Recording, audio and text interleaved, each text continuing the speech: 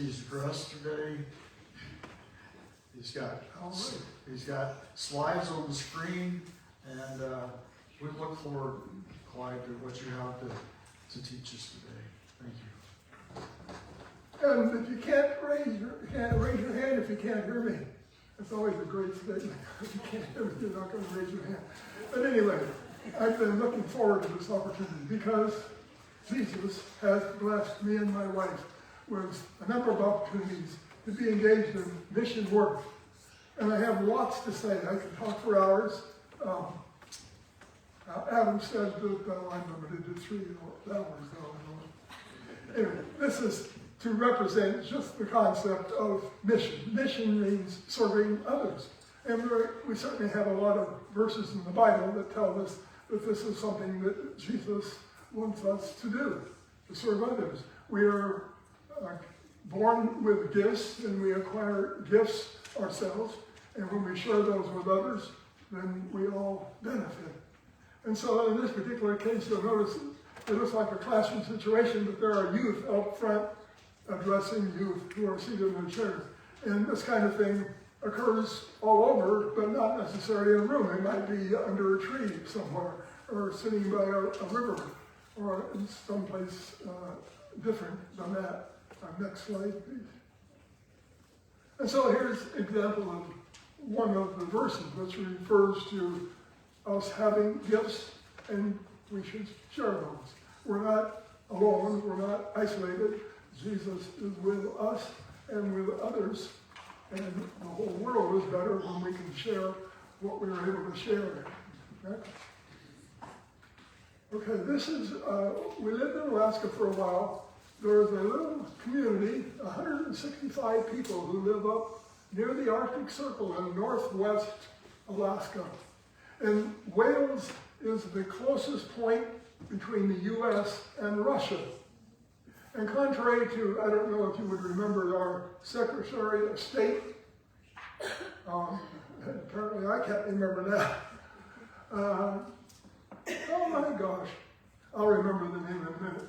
Anyway, when Pakistan detonated a nuclear bomb, and India also did, and everybody was excited about these two countries that are opponents to each other, both now have nuclear weapons. Madeleine Albright said, "What's so different about that and the U.S. and Russia?" And her response was, well, the U.S. and Russia are thousands of miles apart. Wales is 50 miles from mainland Russia. But in between the two, there are two islands called the Diomede. The big Diomede is Russian territory. Little Diomede is U.S. property. They are separated by 2.5 miles, actually 2.4 miles. So how far are we from Russia? A little over 1 mile, because the international date line is in the water between the two islands. So a little over 1 mile from Russia at that point.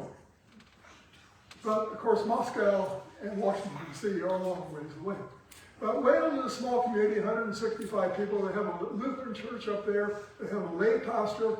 And so our church in Anchorage did some trips up there several years in a row. And basically what we did is conduct a vacation Bible school. I was involved with the planning of that, but I did not go on that particular mission trip. But it was something that was just arranged between two churches. We did not go through any kind of organization to set it up. Next slide, please. Okay, this is just a group shot in Mexico. I've been to several trips to Mexico. We went down to an orphanage. My wife has gone also. Next slide, please. And this is showing us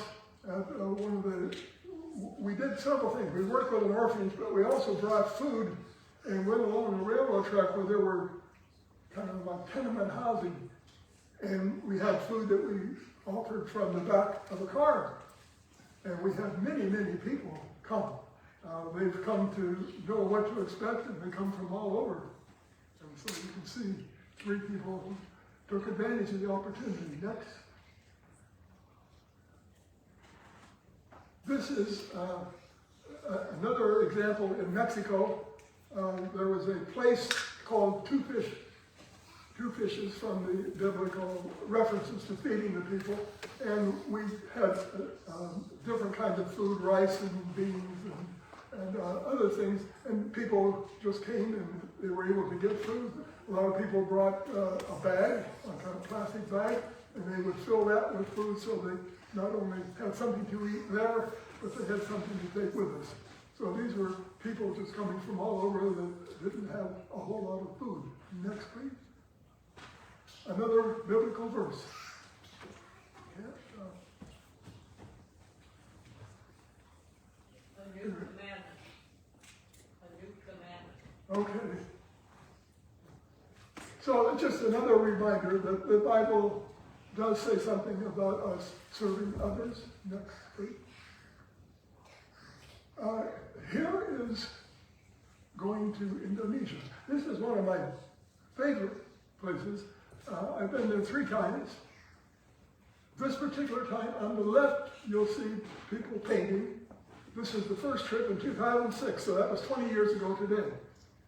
This is another example where we did not go through an organization that handles Christian short-term mission trips.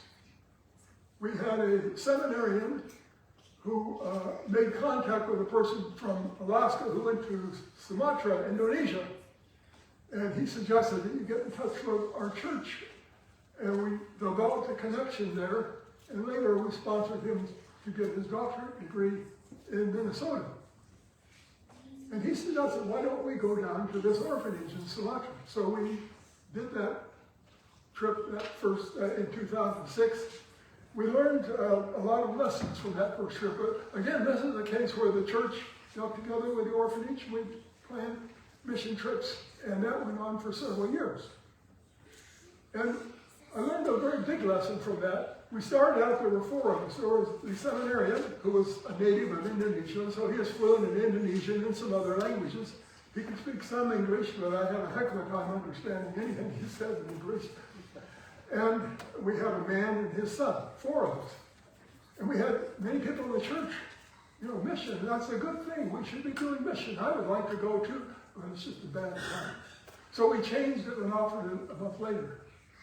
Well, I would really love to go, but it's a bad time. We set 3 different dates, and in the end, the 4 of us were the ones who went. So nothing changed except that it was delayed for a few months, and the price of the airline tickets went from $1,500 to $2,200 because of the difference of the time. So that taught us a lesson that you offer the opportunity, and whoever wants to go, you can go. If you can't go, fine, we'll do something else later. On the right side is just showing how, I don't know if you can see me in that picture, but there's a whole group of Indonesians. They're very, very friendly. Next slide, please. And this is one of the pictures I love. One of the things that's very interesting about international travel is you encounter very different cultures and expectations. In Indonesia, you do not touch a child's head because that's sacred. And there are certain other things you don't know. So, no physical contact. Well, these kids obviously didn't know that. I mean, they were literally all over me. I was teaching English, and then I was doing some other kinds of things. But this trip to Indonesia, we made the whole thing up for 3 times. And so we made up we had Bible study, we had devotions, we had different kinds of games we played with them. I taught English. We had people who, on the second trip, I was responsible for music. So I bought a bunch of recorders, which is interesting. I bought the recorders in the U.S., took them with us to Indonesia. They were manufactured in Indonesia. I could have gotten them a lot cheaper there, but I had no transportation. I wouldn't know where to go. And so I was teaching children the recorder, music, and there are 90 orphans there. And so I had 30 of them the first night, 30 the next night, and 30 the third night. Kind of reminds me of one time my son who lives in Florida was telling me, you know, we had 3 days of 90 degrees. And I was up in Alaska, and I said, we had 3 days of 90 degrees too. It was 30 on Monday, 30 on Tuesday, 30 on Wednesday. So anyway, then we had somebody else who was doing crafts. So they had 3 groups, and they were teaching crafts while I was teaching music to another group. And then we had a third session where it was dance. And so they were doing dance. So that was 3 night activities. And we had special meals at the orphanage. And then we had one night when we gave them an American-style meal. Well, how do you have an American-style meal in Indonesia? Well, they have certain things. They had a McDonald's. So one of the things we did is get food from McDonald's. Chicken, fried chicken. Oh, no, I'm sorry. It's a KFC, not McDonald's. But they love that because that's not what they would normally eat. But anyway, there were just so many people, and they were so grateful. It's the first time I've discovered since then that this is common among some other cultures. But when you meet somebody and you shake their hand, and then they put their hand over their heart, I had not encountered that particular behavior before. I thought that was interesting. The language in Indonesia is easier than Spanish, at least at the fundamental level. You know, they say, oh, you should learn Spanish. That's the easiest language if you speak English. Well, Spanish is not always easy. You have all these conjugations, and you have irregular verbs, and male and female gender, and all kinds of rules and grammar. Indonesia is a whole lot simpler. If you say the word for child, it's anak. How do you say children? So in English, child and children are 2 different words. Anak. You say it twice. So you're reading something and it looks like somebody's stuttering and keeps saying the same thing. Don't. That's the plural of the word. There is no gender, he, she, or it. So if I said, well, my wife went to the kitchen and she made some cookies, and then she served it to the group, and they translate that into Indonesian, and then that was later translated back into English, it would come out as he did this and he did that. They have no pronouns. So it's very interesting. And also, the Indonesian language came from Malaysia, and they're visually intelligible. And Tagalog, which is the national language in the Philippines, is a combination of Spanish, they were a Spanish colony for many years, and Malaysian or Indonesian. So if you know Indonesian and you know Spanish, you have a pretty good leg up on knowing how to speak Tagalog to Filipinos. So it's interesting how things interact like that. Indonesia has a big lake. It's the largest volcanic lake in the world. It's Lake Toba, and we were near there. But Indonesia is 89% Muslim. So when I had an opportunity to go there, I always like to check things out, you know, kind of get to know something about a new place I'm going. And I'm reading about 2 churches in downtown Jakarta, the capital, were burned down because they made too much noise singing on Sunday morning.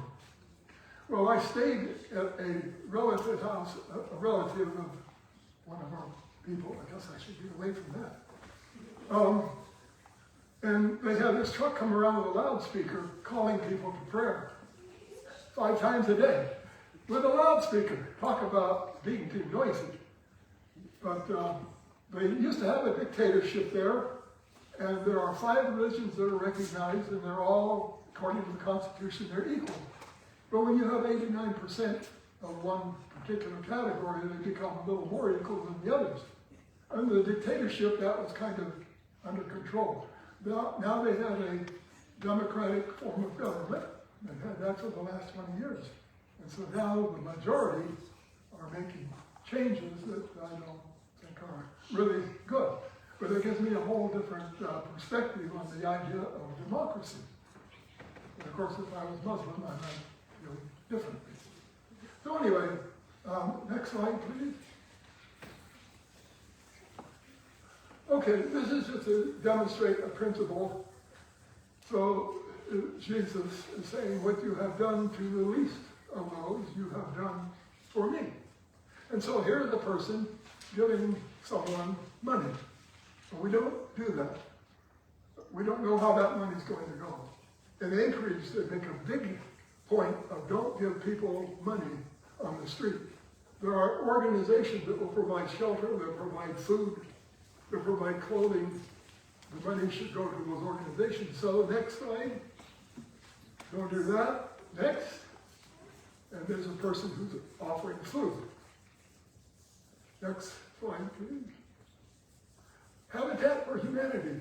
I went on a Habitat for Humanity. It is a Christian organization, and it was at the Dominican Republic. Or Dominican, what? Yeah. Anyway, so we went there, and they speak a kind of Spanish. It has a little different accent there.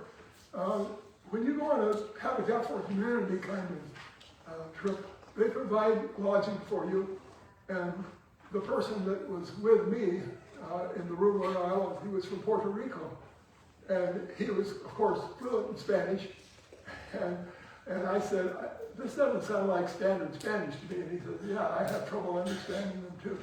It was pretty interesting. But the real point here, Habitat Humanity has 1,500 centers nationwide, and quite a few of them, I think about 30 in Iowa. They have one in Fairfield, they have one in Mount Pleasant. Fairfield has just finished building a house, so they're done for now, but they're going to be starting up again in September. But if you want to get a feel for what do we do on a mission, this would be one way you could actually do that. And one of the advantages is that one person can actually do that. So you could go get involved in doing construction work with Habitat for Humanity. It's totally volunteer work. And if you live nearby, you just drive there and you're in your own home at night. And so it's a very, very low-key way of doing it. You know, we don't have, I don't remember that we did any devotions or prayer on that particular trip, other than what our particular group did by itself. But this is one of the problems with trying to get a mission trip organized for us. I've been looking at these different organizations, and there are many, many organizations. Short-term Christian mission trips are a $2 billion business a year. There are between 1.5 and 2 million just Americans involved in that kind of activities. And so as a business, and it is a business, they have various requirements that, since all these trips, with the exception of Habitat for Humanity, we put together ourselves, they were not an issue, because we never had more than 8 people who wanted to participate in a mission trip. But these organizations want a minimum of 10 or 12 or 15 people.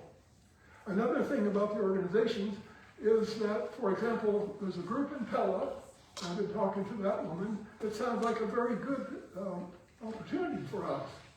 But we have to have a minimum of 12 people. And they want to know the names ahead of time, because they do something that's really different, and I really like it. It's $2,500 to do this. It's like, oh my gosh, I've never paid that much. But what they do is everything. They provide these mission trips to the Bahamas, and they take care of the airline. So if we were to get 12 people together and take advantage of that, they will provide the housing and the food and the transportation, and they will even schedule the airline so we're all flying down there together and arriving at the same time. And that's all included in that money. But that's the cost per person. In addition to that, there is a charge, and all these organizations do it. There is a registration charge.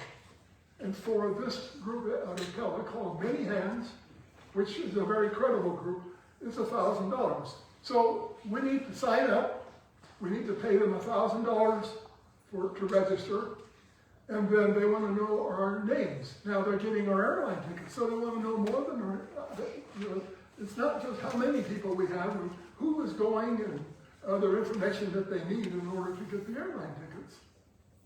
So it's not like saying, well, I'll go, and then maybe later, no, I'm not going to go after all. No, it's a commitment once you get in there. And if we don't have that many committed, we can't do it. And that's been the problem. But they are so popular right now that they are booked all of this year. I first started talking to them in February. They were already booked up until September. Now they're booked into 2027, the first quarter of 2027. I don't know that we could even get in. But we have to have 12 people. So That's one way to do it. There's another group called Praying Pelican. And when we did the survey a few months ago, there were several people that said they were interested in going to Mexico. So Praying Pelican can take us to an orphanage in Mexico. It's in Baja California area. So we could go there. We would need to get our own airfare to get there. We would need to arrange our own car for transportation. And we would need to arrange our own lodging. But they would get us to the orphanage. And that would be $500 per person and $500 for the group to register. We're doing most of the work ourselves. So I'm not so sure about that. And then Fran and I have gone to Mexico with someone we know from Alaska. And that again, there was no minimum because this was a group of us that worked together. And we had, other than the airfare, it was pretty much there. But now that person has expanded the program and it's $500 per person, $500 to register the group. So that's one of the problems in trying to get one together. So what I would really like, and it would really help, I'm also aware that we are a farm community, and that means there are times of the year that are just not good. And I think September is probably one for harvest of your crops, or maybe during planting time. There are other times that I don't know, because I'm not originally from this area, but I'm sure there are times that are just not good times. So what is a good time? Who is really wanting to go? Let's set a date, let's set a place, and then we can find out what the cost is and present that. But at this point, those are all variables that I cannot decide on my own. And so I can't tell you much though how much that serving on mission trips has been a real pleasure, a really good thing. Yes, we could go to Habitat Humanity and do some volunteer work, but that is not the same as going to where you are really needed and meeting new people. We've met so many people, interesting. And the other thing about it is that a lot of times what they would really like is to have a relationship with you. So we don't just go there and do the work and go back home and that's it. But we want a long-term relationship. We want something lasting to come out of this. And on this Indonesia trip, we have something. There's a family we still maintain contact with 20 years later. And when I met the woman in the orphanage, she was in her mid-20s. She was not an orphan, but both her parents were blind. So she was raised in the orphanage. There was another woman there, similar age, who was not an orphan. Her parents were Muslim, and when her mother went into labor, they had to get to the nearest hospital, which happened to be a Christian hospital. So the baby was born there, and they abandoned the baby because they're Muslim. She was born in a Christian hospital. And I understand that, for example, in Uganda, 80% of the children in the orphanages are not orphans. That's amazing. So anyway, this family, or this woman, I first met her in 2006. By 2010, when I was back there, she was married and had a son. She had left the orphanage. Usually you have to leave when you're 18. And then they had a baby girl. And they asked me to name the baby girl, which I looked up an Indonesian girl's name, and then I looked up a biblical name because they're Christian. And so Sarah, her name is Sarah. That's what I know. And right away they called her Sarah. But what I thought was a very nice girl's name in Indonesia, I guess is Aloysius or something like that. But anyway, so and what I did not realize is they gave her middle name, my last name. And then later they had another girl, and they asked Fran to name their other daughter. So there are 2 children in Indonesia named by Fran and I because of the mission trip to Indonesia. Another thing that was kind of interesting, on many trips I will take a violin. I play piano, but that's a little inconvenient. Let's carry on. I took a violin and I played at the orphanage. And that family and another family we know, they have their children play a violin. Now, that's not an instrument that I ever saw or heard in Indonesia. It's not a traditional Indonesian instrument. And music is popular there. But I'm pretty sure it's because of me playing the violin that they're doing that. So we really do see an impact on them. And they've had quite a bit of an impact on us. I really do feel that it is a life, or at least it can be, a life-changing experience. And I would encourage people to do that. And my own preference is to go to a place that's very different. We have plenty of needs here in the U.S., even in the state of Iowa. Plenty of opportunities in that regard. But I like to go to where I can really learn more, because I have learned so much in other cultures. Sometimes we think about, I'm just so bad, I can't do this, or I'm supposed to do that. And we don't realize there is a difference between what Jesus would have us do and what the laws say we have to do. And sometimes there's a conflict there. So what is real? Well, when you start going to other cultures and seeing what we all have in common, it gives you a real good sense of that. And so I see it as, in other languages, it's amazing how much, I don't speak French. I know a few phrases, but I don't speak French. And this woman, I was talking to somebody and said, do you speak Spanish? No, but Risa speaks Spanish. Risa doesn't speak Spanish, she speaks French. She took it in high school, but she's fluent in French. She's fluent in about 4 languages. And so I didn't realize that at first. I went and tried to speak with her in Spanish. She didn't understand at all. But then it turned out she speaks French. And so she would say something in French. Oh, I just happen to know the response to that, so I responded. And she would say something else. Oh, I just happen to know that too. It seems like she pegged into just the very phrases that I knew. I don't speak French, but we actually had a conversation in French. So it was amazing. And anyway, at this point, do you have any questions? Were there any Lutherans in Indonesia? Oh yes, the biggest Lutheran seminary in the world was in the area where I was by Lake Toba, in Indonesia, which we think of as kind of a third world country, but they are the 4th largest country in the world by population, only behind the U.S. And they're actually a little bigger from east to west and north to south than the U.S. Very similar, but bigger. The difference is they're made up of 18,000 islands. It's a total archipelago country. If you pushed all those islands together into one landmass, it would be about 1.5 times the size of the state of Alaska. But because they are islands, there are many different cultures that have developed. There are 300 languages spoken in Indonesia. It's a fascinating place. Several of those islands are actually part Indonesian and part something else. Papua is part of Indonesia. Papua New Guinea is another country. Timor is part of Indonesia, but East Timor is an independent country. Kalimantan is a big island, but it includes Brunei and Malaysia as well as Indonesia that make up the island.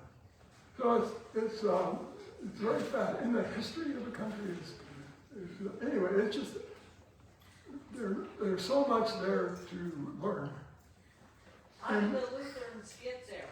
How come there are Lutherans in the middle of this Muslim country? Well, I don't think it was that much Muslim before. A lot of those Muslims came from Indonesia. But there is a guy by the name of Normanson who was a missionary from Scandinavia. By the way, the site Habitat for Humanity is all over the world except Scandinavia. The Scandinavian countries have good programs themselves for people who are needing welfare, and so Habitat is not there. So anyway, Normanson went there as a missionary to this particular area, and Toba Batak people became Christians, so there are quite a few Christians that are surrounded by Muslims. And the Toba Lake Toba is the caldera of a volcano, the largest volcanic lake in the world. And when Toba was a volcano, erupted about 72,000 years ago, there were 2 years of no summer on Earth. And they believe that was a period of a bottleneck for humanity because everything died out. Plants died, animals that depended on plants died, animals that depended on those animals died. So they came from missionaries going there. And I don't think the Muslim influence was that strong many years ago. But they mostly came from India. And it's very interesting. Their government, and Malaysia has this too, they say Allah, you've heard the word Allah, means God. Well, they're saying you cannot say that. If you're not Muslim, you cannot say Allah. That's our sacred word. Or there are some extreme ones that, As-salamu alaykum, peace be with you. Well, some of the extreme ones say, you cannot say that. That's our sacred phrase. And then they passed just a few years ago a law against blasphemy. So how did that work? I believe in Jesus. He is God. Well, that's blasphemy to a Muslim. Well, if I believe in Muhammad, he is my guy, is that blasphemy against him? The law is put in place for a particular reason, and it has only been used to punish Christians. So anyway, I would just like to encourage anybody who has real interest in going on a mission and having a real experience, it'll take you out of your comfort zone. But that's the whole point. We don't change as long as we stay doing the same things over and over. We change when we have a new experience. And when we change, we expand our experience of the world. And missions will do that. I would love to work with anybody, and it could be in person or it could be Zoom, whatever.